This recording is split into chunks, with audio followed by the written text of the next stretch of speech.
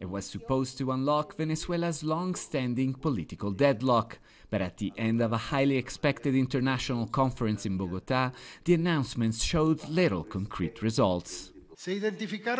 Common positions were identified. First, the need to establish an electoral timeline that allows for the holding of free and transparent elections with full guarantees for all Venezuelan actors. Second, that the steps agreed to the satisfaction of the parties go hand in hand with the lifting of the various sanctions. Representatives from 19 countries and the European Union gathered in the Colombian capital to try and force a restart of the talks between the Venezuelan government of Nicolás Maduro and the opposition that were suspended months ago in Mexico. Since then, Colombian President Gustavo Petro has become a de facto mediator between the United States, Maduro, and the opposition to try and forge a roadmap out of the long-running crisis, one in which the US will agree to lift sanctions in exchange for free elections. We need to establish a timeline for the elections and its guarantees. The Venezuelan people need to choose freely, with the sovereignty and without pressure, what they want.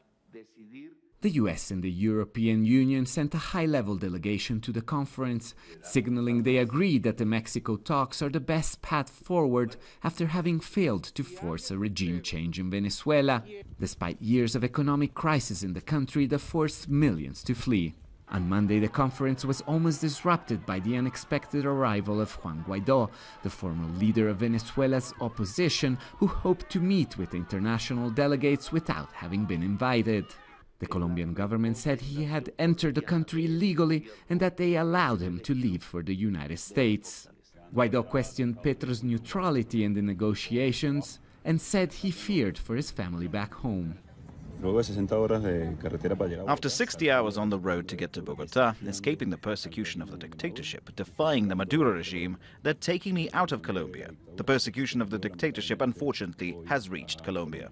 But in the end, Guaidó wasn't the main problem. The real issue is just how to convince Maduro to loosen his grip on power. The Venezuelan government insists that sanctions need to be lifted immediately, including some $3.2 billion held in US banks. For now, the international community is just hoping to be able to convince Maduro to sit down with the opposition again.